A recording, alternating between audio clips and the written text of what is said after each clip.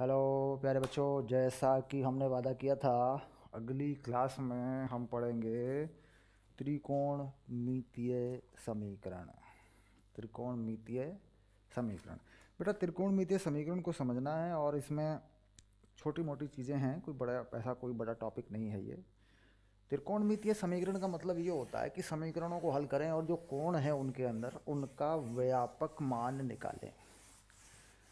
मतलब त्रिकोणमितीय समीकरण का व्यापक हल है ना, इस बात को समझना है। व्यापक मतलब कहाँ तक मान रख सकते हैं और कहाँ तक फिर उसके मान मतलब वैल्यू रखें और कहाँ तक मान आ जाए। सामान्य हल का मतलब ये होता है कि देखो त्रिकोणमिति में क्या हो रहा है, इस बात को समझेंगे। त्रिकोणमिति में मान लीजिए हम कोण बढ़ा बढ़ा के रखते रहते हैं तो एक जैसे मान आते रहते हैं बार बार बार बार। साइन 90 का मान जो है 1 है, तो साइन 90 का मान 1 है, तो साइन 90 में अगर 360 जोड़ दें तो फिर उसका मान 1 है। यानी बार बार पुनरावृत्ति फलन, मतलब आवर्ती फलन जिसे कहते हैं, पुनरावृत्ति करने वाले फलन आवर्ती फलन।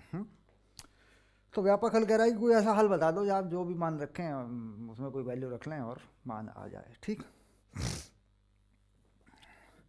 तो एक हो गया मुख्य हल और एक हो गया व्यापक हल त्रिकोणमितीय समीकरण में। त्रिकोणमितीय फलनों के रूप में लिखी हुई समीकरण है तो उसे कहते हैं त्रिकोणमितीय समीकरण। तो यहाँ पर हम सबसे पहले नाम लिख देते हैं त्रिकोणमितीय समीकरण।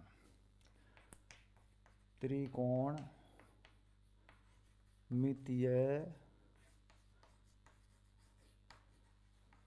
समीकरण, ट्रिग्नोमेट्रिकल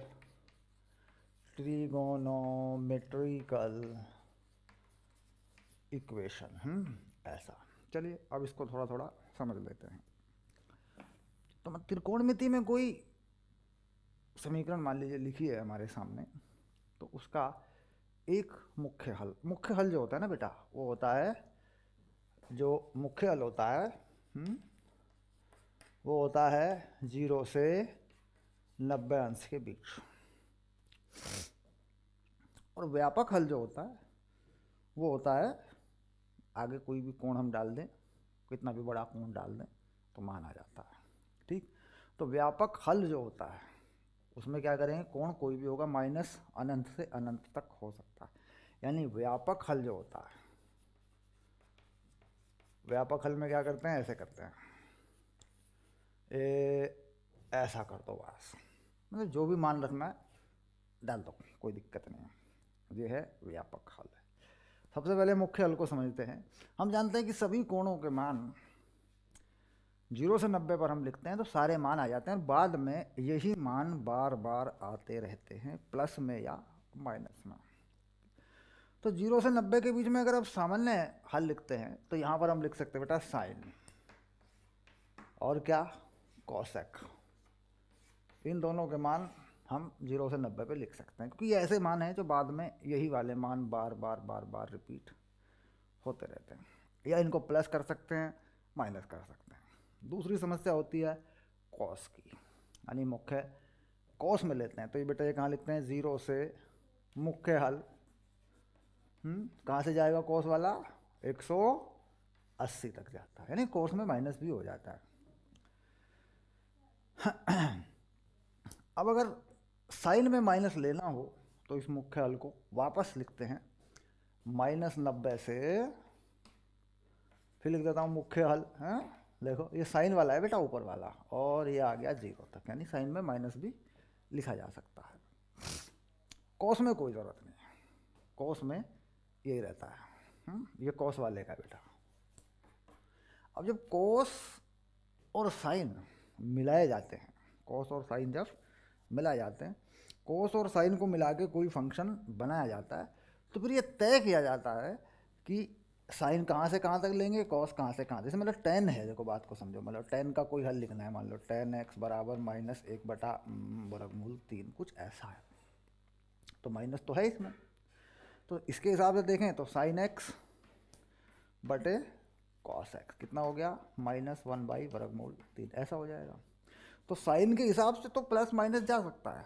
साइन क्या कह रहा है ऊपर, साइन वाले के हिसाब से क्या है, -π/2 से π/2 पे कुछ भी रख लो आप। कॉस में 0 से पाई रख लो आप।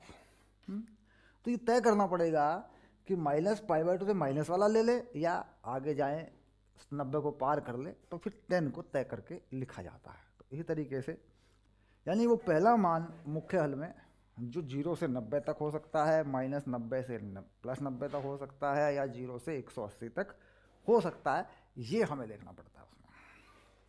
ठीक, तो मोटा मोटा सा आइडिया हो गया होगा कि भाई मुख्य हल जो होता है पहला मान होता है, जो पूरा मान पहला होता है और जिसकी पुनरावृत्ति बार बार होती है, जिसकी पुनरावृत्ति आगे होती रहती है, वो मान है कम से कम अंश वाला मान। जो फलन के मान को या त्रिकोणमितीय समीकरण में मान को परिभाषित कर सके, कम से कम वाला मान, जिसका कोण कम से कम हो। ठीक, अब चलिए इस बात को समझ लिया, अब इसे करके देख लेते हैं एक बार। इसे करके देखते हैं कैसे लिखा जाता है।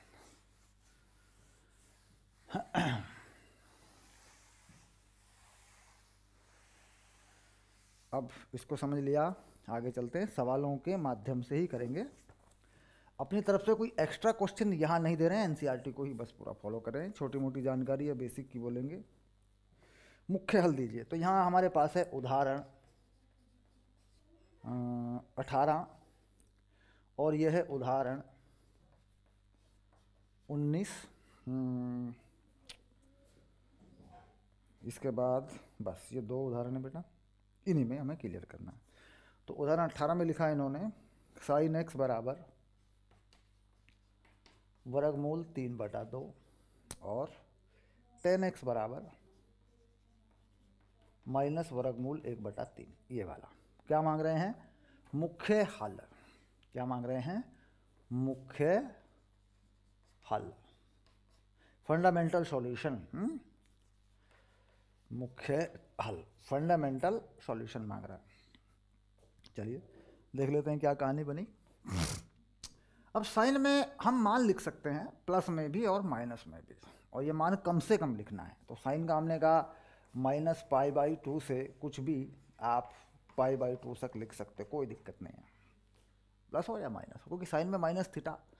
ये माइनस क्यों ले लिया? इसका फैक्टर क्या होता है भाई? प्लस में तो ठीक है π/2 तक सारे मान आएंगे, आपने माइनस क्यों ले लिया?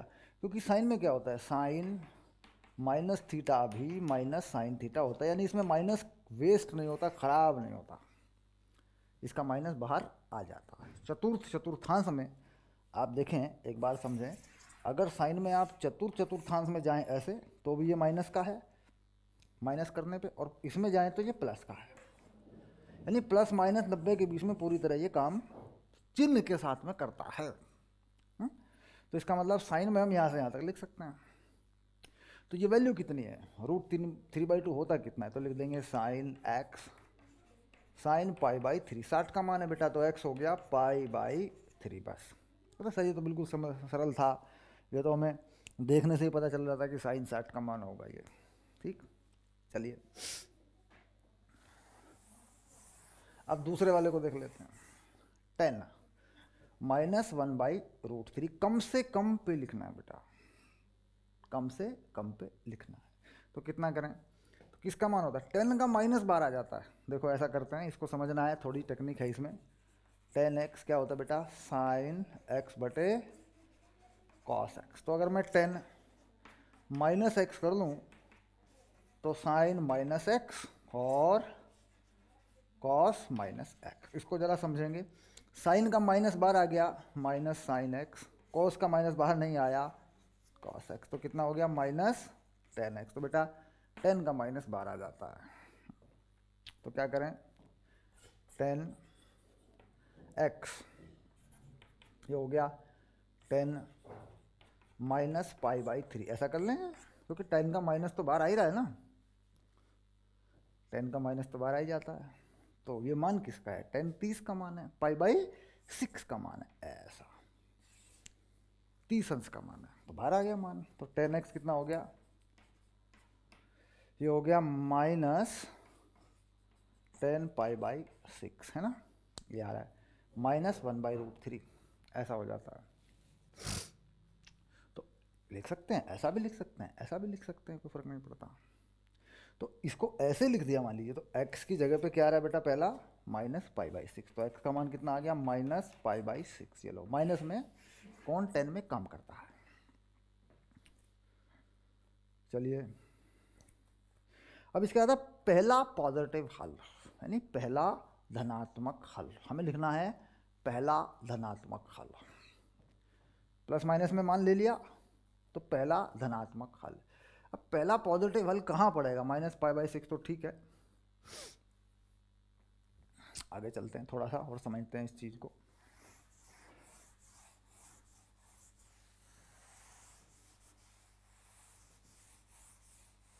हाँ, -π/6, तो यहाँ एक चीज़ होती है कि 10 में पाई प्लस थीटा, ये होता है -10 थीटा।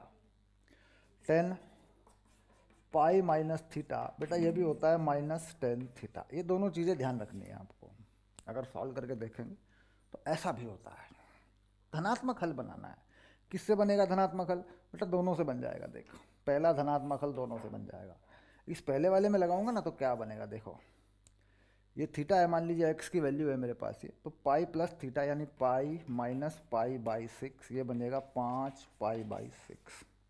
इसमें लगा दूंगा तो पाई प्लस पाई माइनस π/6, तो ये बनेगा 7π/6। दोनों मान चेक कर लो एक बार। ये वाला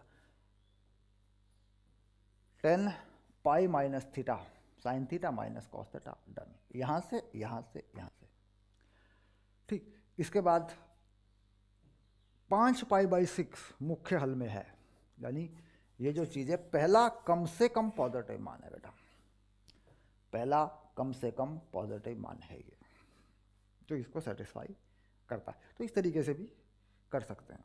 आगे चलते हैं थोड़ा सा और देखते हैं कैसे लिखते हैं। अभी और देखेंगे, और तरीका लगाते हैं।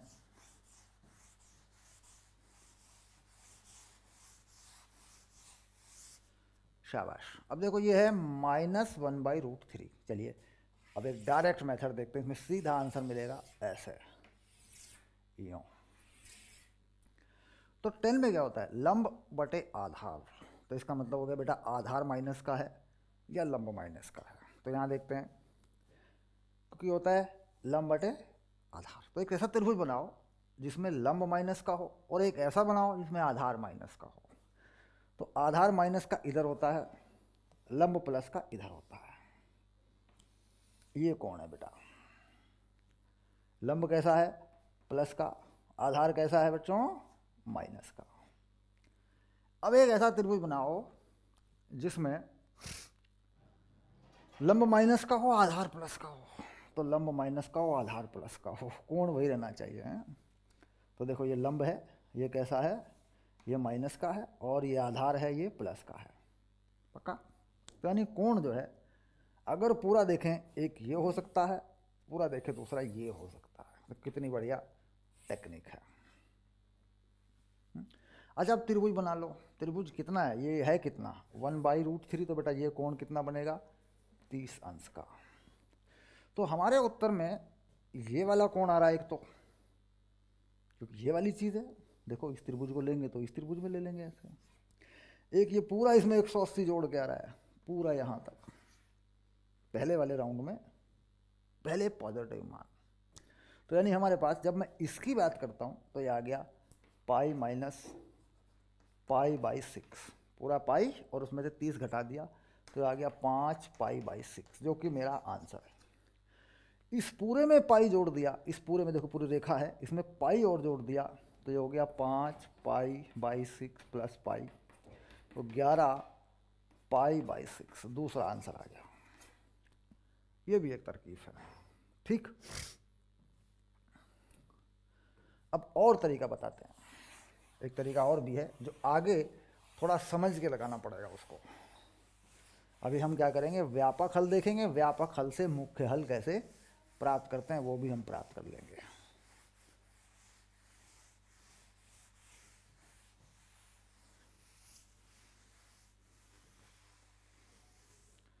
तो मुख्य हलों में क्या किया, पहला कम से कम धनात्मक मान ही मुख्य हल होता है।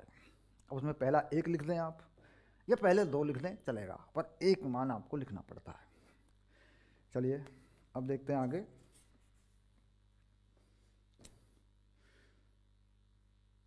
साइन में, कॉस में और टेन में व्यापक हल क्या होते हैं, अब इस पर डिस्कस करेंगे और फिर इसका हल ज्ञात करेंगे। व्यापक हल के सवाल हैं वो करेंगे। इसको समझ लेते हैं, व्यापक हल यानी जनरल सॉल्यूशन। समीकरण के व्यापक हल। तो हम के साइन एक्स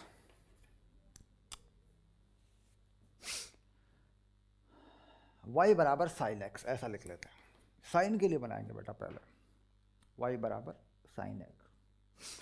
तो जो x है, अगर कोई वैल्यू वो डेवलप करता है, कोण अगर होता है, तो हम यहाँ क्या करते हैं, x को ऐसे लिखते हैं n पाई प्लस माइनस 1 की पावर n थीटा। तो यहाँ थीटा जो होता है बेटा, ये x की वैल्यू होती है, ये होता है मुख्य हल। मुख्य हल ध्यान रखना, यानी x का वो मान जो मुख्य हल में आता है। बाकी n क्या होता है, हम n को ले सकते हैं 0, 1, 2, 3 जो भी है पूर्णांक, जिससे बार बार हमें वैल्यू मिलती रहे। ये साइन वाला होता है। साइन में मान पाई के बाद रिपीट होता है, साइन में मान पाई के बाद रिपीट होता है, तो इसलिए पाई लगा रखा है। देखो 180 अंश के बाद मान बदलता है साइन में, ये बात आती है। पूरा जो पीरियड होता है वो 2 पाई का ही होता है, पूरा सबका दो बेटा, तो पूरा चक्कर जो होता है वो 2 पाई का ही है। लेकिन साइन में मान आप देखेंगे वैल्यू रख रख के पाई के मान बदलने लगते हैं, तो इसलिए क्या किया इन्होंने, पाई रखा। और -1 की पावर n क्यों रखा, क्योंकि इवन ओड का चक्कर है, कभी कभी 2 पाई आ जाएगा, प्लस माइनस होता रहता है, पाई के बाद मान आता रहता है और प्लस माइनस भी होता रहता है।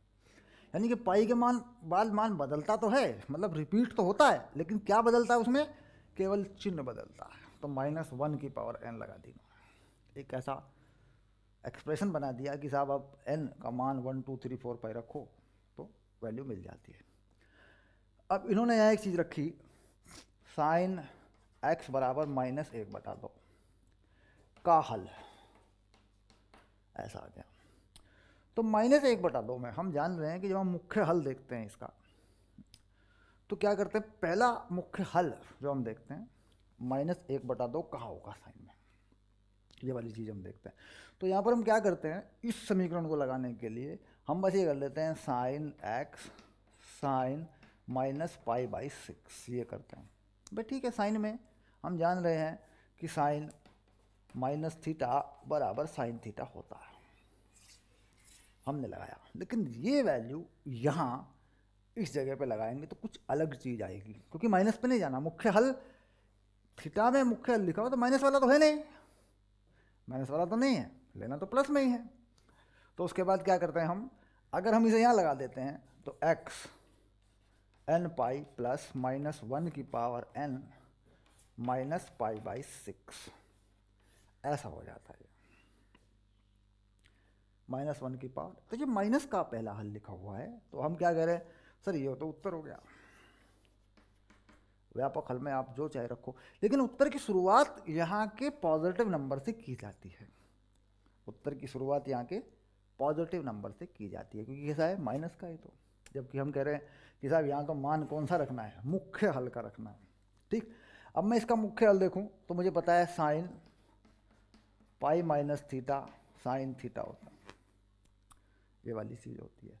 और साइन π+θ ये क्या होता है, माइनस साइन थीटा होता है, ये वाली चीज़ है। तो यानी मैं इसमें अगर 180 जोड़ दूँ तो ये वैल्यू बन जाती है।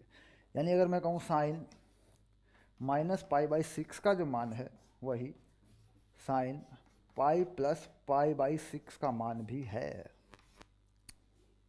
क्योंकि ये चीज़ काम करती है पाई प्लस थीटा। भाई साइन पाई माइनस थीटा तो साइन थीटा होता है, लेकिन जैसे ही पार करेगा 180 को तो माइनस हो जाता है। तो आप समझे, लंब माइनस में आ जाता है। 180 को पार करेगा तो लंब कैसा हो जाता है, माइनस में। लंब बटे कर्ण तो कर्ण को हम धनात्मक लेते हैं, हमारी पुरानी जो टर्मिनोलॉजी है उसके अकॉर्डिंग देखें। ये हो गया, तो यानी ये वैल्यू हो जाती है यहाँ पे साइन 7π/6। तो ये मुख्य हल है बेटा, ये क्या है, ये मुख्य हल है। तो ईमानदारी ये कह रही है कि ये चीज़ यहाँ लिखनी चाहिए, तो क्या कर दें 7π/6,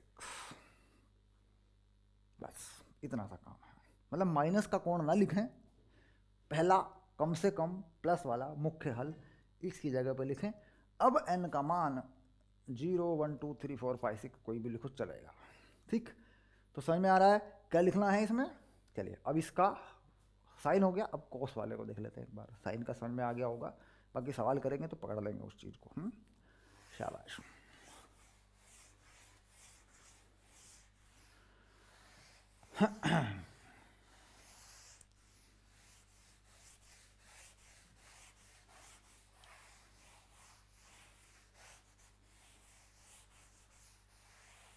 अब आता है कॉस वाला। हमने लिख दिया y बराबर कॉस एक्स, ऐसे। तो कॉस में क्या होता है, x की वैल्यू लिखें या थीटा की वैल्यू लिखें बेटा। तो x की वैल्यू क्या लिखते हैं 2n π ± थीटा। और थीटा क्या है, थीटा है x का मुख्य हल, ये वाला ध्यान रखना, व्यापक है भाई। ये भी तो x है, लेकिन ये x कौन सा x है, इसका कोण का मान मुख्य हल के अनुसार है, ठीक। अब देखो कैसे करते हैं। हमने लिखा cos x बराबर -1/2। तो पहला पॉजिटिव मान x में, cos x में x का मान क्या होना चाहिए, ये होता है 2π/3, जिसे हम 120 अंश भी कहते हैं। पहला पॉजिटिव मान है ये। अगर मैं लिख दूँ -π/3 तो गलत हो जाएगा, क्योंकि हम जान रहे हैं कि cos में 0 से 180 तक मान लिखे जाते हैं। पहला पॉजिटिव लिखना है कम से कम वाला। तो कुल मिला के इस x को का मुख्य हल क्या बन गया बेटा, ये बन गया थीटा। तो यहाँ लिखना पड़ेगा। तो x हो गया 2n π ± 2π/3। अब ठीक है, n का वैल्यू क्या लिखते हैं, n कितना होता है 0 1 2 3 ऐसे लिख, बार बार बार बार आता रहेगा। तो इसमें जो पूरा राउंड है उसमें n कितना है 2π के साथ लगा हुआ है। तो यानी 2π के साथ चलेगा, 2π 4π 6π 8π। और साइन में क्या था, पाई वाला था। शाबाश। तो कॉस का क्लियर हो गया। चलिए, यानी मुख्य हल लिखना है उस मान की जगह पे जो यहाँ आता है, और मुख्य हल को निकालने की तरकीब अभी हमने देख ली है। उस किसी भी तरीके से निकालें, पहला धनात्मक मान होता है कम से कम वाला। शाबाश। अब बात करते हैं 10 वाली। y बराबर 10 है ना, 10x। तो x में क्या लिखते हैं n π ± थीटा। थीटा क्या है बेटा, x का मुख्य हल। मुख्य हल में जो मान होता है वो है ये वाला, ठीक। ऐसे भी लिख सकते हैं। ये कह रहे हैं 10x बराबर -√3 का व्यापक हल। ऐसा देखो, तो -√3 कहाँ पड़ेगा, कितनी वैल्यू होगी 10 में -√3। पहला पॉजिटिव मान चाहिए होना, पहला पॉजिटिव, ठीक। तो क्या करते हैं इसके लिए, ये देखो कितना आसान है, ये बनाया ऐसे। तो या तो इधर से जाते समय या तो लंब पॉजिटिव हो आधार नेगेटिव हो ये, या फिर आधार नेगेटिव हो लंब पॉजिटिव हो, तो यही बन जाएगा बेटा। ये देखो ये रहा।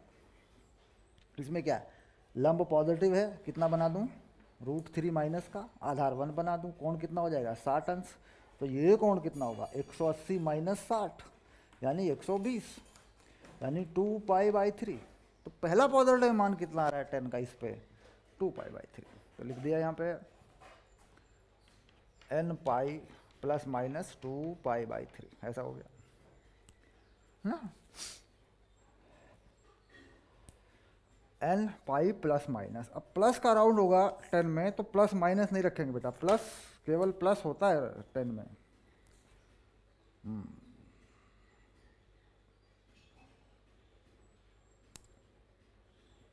प्लस थीटा, देखो गलत हो रहा है, केवल प्लस, उल्टा नहीं घुमाते, बस बस बस बस ये है।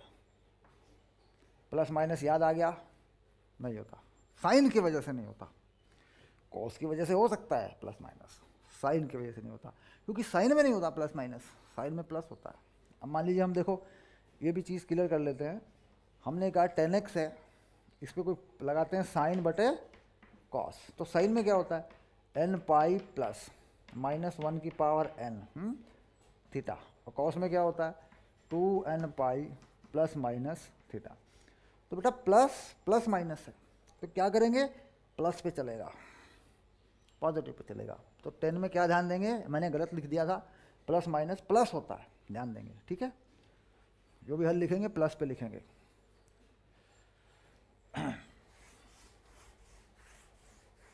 आगे चलते हैं, शाबाश, और कुछ एग्जाम्पल करके देख लेते हैं एक बार।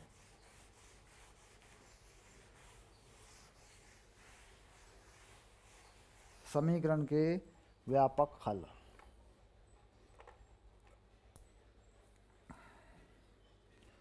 तो यहाँ कुछ उदाहरण दे रखे हैं इन्होंने, ये हो गया 19 हो चुका। कुछ छोटे मोटे प्रमेय हैं फार्मूले बनाने के लिए आपके, वो आप एनसीईआरटी से एक बार ज़रूर देख लेंगे। साइन -√3/2 का हल ज्ञात कीजिए। यदि क्वेश्चन शुरू हो गए हैं, आप समीकरणों के सवाल कर देंगे। साइन x -√3/2, ओके, ये हो गया तुम्हारा उदाहरण नंबर 20। शाबाश, चलिए कर लेते हैं इसको।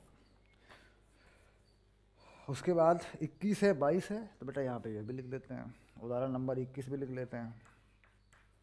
आप शुरू करो, उदाहरण नंबर 22 भी लिख देते हैं, क्योंकि सारे इकट्ठे ही हैं, एक ही जैसे हैं, हो जाएंगे फटाफट। उदाहरण नंबर 23 में कुछ काम होगा हमें। उदाहरण नंबर 23 में समीकरण को पहले ठीक करना पड़ेगा, तो कुछ अलग तरह का है, ये वाले कर लेते हैं पहले। तो पहला पॉजिटिव मान साइन पाई माइनस थीटा से प्राप्त होता है, और माइनस है तो पाई प्लस थीटा से प्राप्त होता है, तो कुल मिला के माइनस आ गया इसमें। तो क्या करेंगे, इसको, इसका छोटा सा वृत्त बनाएंगे ऐसे, ठीक, माइनस का साइन यानी लंब माइनस में हो, कर्ण होता ही पॉजिटिव, बेटा यहाँ जाएगा ये मान इस जगह पे, और होगा कितना, ये होगा √3, ये होगा 2, तो ये होता है 60 अंश का।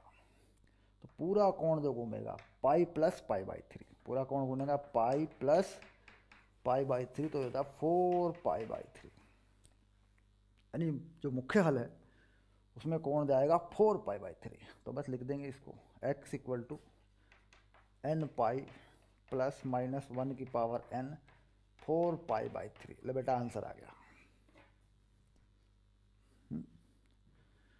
कुछ केसेस में हम ऐसा करते हैं कि इसका मान तो सर माइनस में ले सकते हैं, -π/3 लिख दो, इसमें डाल दो, तो बेटा यहाँ माइनस का कोण नहीं लिखा करते।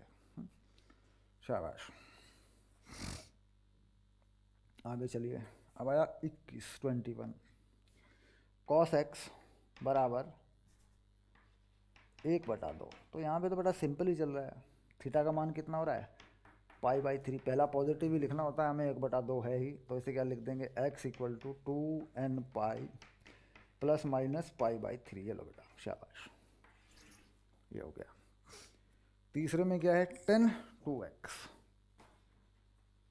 2x बराबर -cot x plus π/3, -cot x plus π/3, ये ऐसी कहानी। तो इसको पहले सरल करना पड़ेगा, पहले इस समीकरण को, इसको पहले सरल करना पड़ेगा, यानी ये माइनस वाइनस हटाने पड़ेंगे, तब जाके ये चीज़ आएगी। और माइनस प्लस हटाते हैं मुख्य हलों में, जो मुख्य हल होते हैं उसी में हटाते हैं। अब मान लीजिए मैं इस माइनस को 10 के अंदर डाल दूँ, तो ये 10 के अंदर पहुँच जाता है, यानी ये कहानी कुछ ऐसी हो जाती है, अगर मैं इसको अंदर डाल दूँ कोट में, तो ये अंदर चला जाएगा माइनस, तो पूरा एंगल माइनस में हो जाएगा। एक तरीका मेरे पास ये होता है, एक होता है कि पाई वगैरह लगा के pi plus theta minus theta करके मैं इस माइनस को अंदर डाल दूं, क्योंकि जब तक ये माइनस अंदर नहीं जाएगा। अच्छा, अगर मैं 10 में चाहता हूँ तो ये 2x मुझे नहीं चेंज करना है, मैं इस 2x को चेंज नहीं, 10 पे हल लिखूंगा तो 10 में चेंज नहीं होने का ये, तो इस माइनस को मैं अंदर डाल लूँ इसमें और 10 को कुछ लिख लूँ मिनिमम वैल्यू पे, तो क्या होगा? तो मैं देखता हूँ कि कॉट 10 π/2 प्लस थीटा, ये कितना होता है बेटा? ये होता है माइनस कॉट थीटा। इस चीज़ को ध्यान दें, π/2 से कर सकते हैं, कम से कम पे करना है, पाई से π/2 से कर लो, पाई पे कर लो, है ना, पाई प्लस थीटा बेटा लगा लो, मतलब माइनस को अंदर डाल लो। तो माइनस कॉट थीटा, तो ये पूरी वैल्यू थीटा की जगह पे हो गई, 10 हटा दिया, प्लस में π/2 पे डाल दिया, तो कि माइनस खत्म हो गया। तो इसकी जगह पे क्या लिख दिया मैंने? 10 2x 10 π/2 प्लस x प्लस π/3। बेटा ऐसा हो गया, देख ये चीज़ मैंने ये वाली चीज़ लगाई है, तो हटा दिया। अब ये जो 2x है एज इट इज रहा, और ये जो वैल्यू है ये पूरी थीटा पे चली गई, यानी n पाई प्लस थीटा। तो ये हो गया n पाई प्लस थीटा, ये पूरा थीटा है बेटा। तो कितना हो गया? π/2 प्लस x प्लस π/3। इस x को मैं इधर ले आया तो एक x बचेगा, ये हो गया n पाई प्लस ये कितना हो गया? 5 π/3। बस सॉल्व हो गया मैटर। π/2 पे मैंने किया है, ये मैंने π/2 पे, तो 5 π/6 होगा बेटा, 3 और 2 का लघुत्तम 6, ऐसा हो गया। ये आ गया तुम्हारा आंसर। मतलब 90 प्लस करके हटा दो, कोई टेंशन नहीं है। 90 प्लस करके प्लस माइनस करके चिन्ह बदल जाता है, तो उस टेक्निक से हटा लो, ये माइनस अंदर डाल लो, दोनों तरफ 10 होना चाहिए। ये 2x है, ये थीटा है, थीटा को व्यापक पे ले जाना है, चलेगा, ठीक। हाँ शाबाश।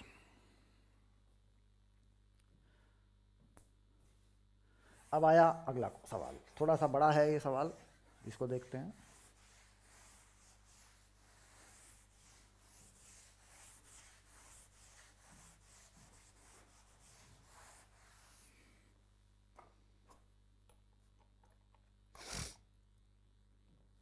क्वेश्चन नंबर 23, उदाहरण नंबर 23 लेंगे बेटा, उदाहरण नंबर 23। नॉट यूज येलो चौक, सफ़ेद ले लेते हैं चौक को, थोड़ा कलर बदल लेते हैं। Sign 2x sign 4x sign 6x बराबर 0। Sine 2x minus sine 4x plus sine 6x बराबर 0, ये है। चलिए सोच समझ के करेंगे, आराम से करेंगे। तो यहाँ पे समीकरण को हल करना पड़ेगा, x के मान आने पड़ेंगे, कोई वैल्यू आए, 0 आए, 0 तो बराबर में रखा ही है। तो 6 और 2 को इकट्ठा करें तो कहीं 4 आता है, उसमें एक फार्मूला लगा लें मान लीजिए हम, तो साइन 4x में 4 आता है, 4x आ जाता है, प्लस माइनस करें तो आसान ये होगा कि इसको मिला लें पहले, sign A plus sine B वाले फंडे से। ओके शाबाश। चलिए तो क्या करते हैं, साइन ए साइन बी वाला फंडा क्या होता है? 2 sine A plus B by 2 cos A minus B by 2। तो बेटा इसको ए मान लो,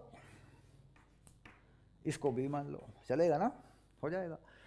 तो 2 साइन 6 और 2 यानी 4x कॉस 6 में से 4 यानी 2x minus sine 4x equal to 0, ऐसा हो गया, बन जाएगा।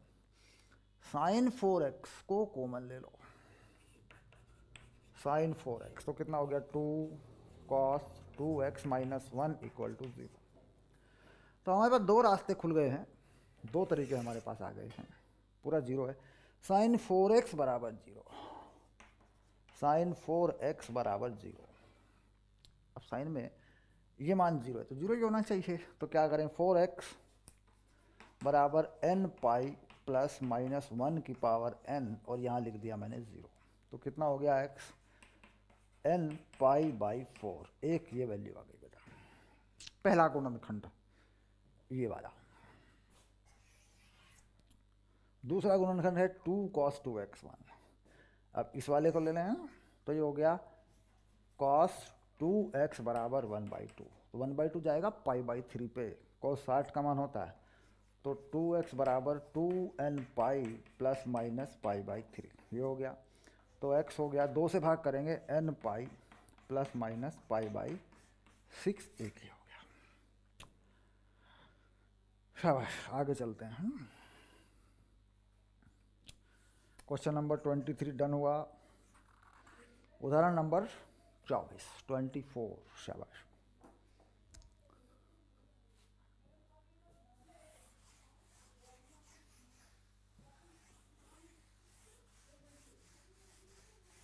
अब चलते हैं एग्जाम्पल 24 पे। तो कुछ थोड़ा समझ में आ गया होगा कि कैसे समीकरणों के हल लिखने हैं, कोई बड़ी चीज़ नहीं है। थोड़ा गुणनखंड वगैरह लगाएं, थोड़ा द्विघात के समीकरणों की जानकारी हो, मतलब बेसिक मैथमेटिक्स हल्का सा समीकरणों में हमें उसकी ज़रूरत पड़ती है। अब आ गया उदाहरण नंबर 24। एक बार सारे सवाल मैं करूँगा बेटा एनसीईआरटी के, सारे बेसिक बताऊँगा आपको। कोर्स एक बार जो हमारा रिकॉर्डिंग में ये वाला चल रहा है, इसको 3-4 महीने लगेंगे, 5 महीने करने में। तो एकेडमिक वाला कोर्स निपटा लो एक बार, बस चिंता तुम्हारी खत्म हो जाएगी, सारी चीज़ें तुम्हारी कवर हो जाएंगी, कंपटीशन लेवल के लिए तुम तैयार हो जाओगे। चलिए, 2 cos square X plus 3 sine x, 2 cos square X plus 3 sine x बराबर 0। तो समीकरण को कॉस में चाहिए तुम्हें या साइन में चाहिए, ये देखना पड़ता। अगर पूरी समीकरण को कोस में ले जाओगे तो कैसे ले जाओगे बेटा, ये साइन तो कोस में जाता नहीं है क्योंकि इसमें तो स्क्वायर है ही नहीं। अच्छा, ये कॉस वाला है तो ठीक है, इसको तो साइन पे कर सकते हो। तो पूरी इक्वेशन साइन में जानी पड़ेगी, क्योंकि मान लीजिए यहाँ साइन स्क्वायर होता, यहाँ कॉस होता, तो पूरी कॉस में चली जाती। तो इससे तय हो रहा है ना कि इक्वेशन किस में जाएगी। भाई साइन को तो सीधे कॉस में कन्वर्ट करने का फंडा ही नहीं है, एक्स में स्क्वायर हो सकता। तो अब क्या करते हैं, 2 इसे लिख लेते हैं 1 minus sine square X plus 3 sine X equal to 0। Bracket खोल देते हैं, 2 minus 2 sine square X plus 3 sine X equal to 0। पूरे को माइनस से गुणा कर लेते हैं, तो ये हो गया -2 प्लस 2, क्योंकि द्विघात का समीकरण बनाना है ना, 3 साइन एक्स बराबर 0। पूरा माइनस से गुणा हो गया, तो ये देखो ये आ गया 2 sine square X minus 3 sine X minus 2 equal to 0। अब देखो, तो ये पूरा का पूरा आप गुणनखंड हो गया। देखो 2 दूनी 4 और 4 3 क्या होगा, 4 माइनस 1। तो कर लेते हैं 2 sine square X minus 4 sine X plus sine X minus 2 equal to 0। ऐसा हो जाएगा बेटा गुणनखंड में, तो है ये गुणनखंड तो आने चाहिए। प्रैक्टिस करके गुणनखंड अपना ठीक कर लो, अगर कहीं कोई इशू है गुणनखंड में। चलिए, तो क्या कॉमन ले लूँ इसमें से ले लूँ 2 sine x, 2 sine x common, तो क्या हो गया साइन एक्स माइनस 2, इसमें से प्लस 1 कॉमन ले लूँ, साइन एक्स माइनस 2 0। अब ये साइन एक्स माइनस 2 है, इसको भी बाहर निकालूँ, साइन एक्स माइनस 2, तो ये हो गया 2 साइन एक्स प्लस 1 0। तो पहला गुणनखंड आया साइन एक्स बराबर 2, तो यहाँ लिखेंगे कोई हल नहीं, क्योंकि बेटा साइन में कोई भी मान 1 से बड़ा नहीं होता, तो लिख दिया कोई हल नहीं। दूसरा गुणनखंड लिया 2 साइन एक्स प्लस 1 बराबर 0, साइन एक्स बराबर -1/2। -1/2 में क्या है, पाई माइनस पाई बाई 6, तो इसका जो थीटा होगा बेटा वो होगा 5 पाई/6। इसको चेक करेंगे इसका थीटा क्या होगा।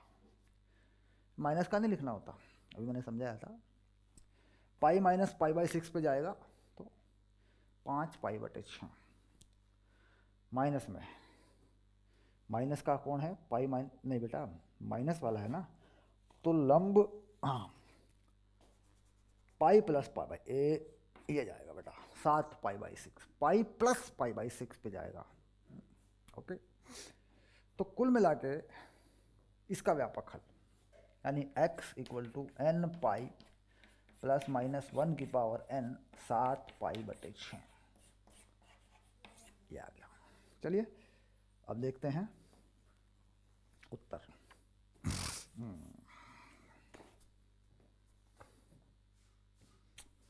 शाबाश। तो यहाँ समझना है, इस चीज़ को समझना है, -1/2 पहला पॉजिटिव मान कोण में कहाँ पड़ेगा। ठीक, तो वर्त बना लेते हैं, वर्त बनाना सिखाया मैंने तुम्हें, तो ये वैल्यू आ जाती है। शाबाश। दूसरा तरीका एक और होता है, यहाँ इसी में मान लो ये मान लगा दूँ -π/6, तो n को बढ़ा के डालना पड़ता है बेटा। एक बार n को 1 लगा लो, वैल्यू आ जाएगी, फिर उसी में जोड़ दो। उस रास्ते में नहीं जाते, जुगाड़बाजी नहीं करते, वर्त वाला ठीक है, उसी को करो, ठीक है। वो भी ठीक है, वो भी एक तरकीब है। चलिए अब बेसिक हो गया, त्रिकोणमितीय समीकरणों के हल का बेसिक हो गया। इसकी एक्सरसाइज जो ले रहे हैं अगले लेक्चर में ले रहे हैं, ठीक। हल करते हैं, प्रश्नावली 3, 4 को हल करेंगे बेटा। शाबाश।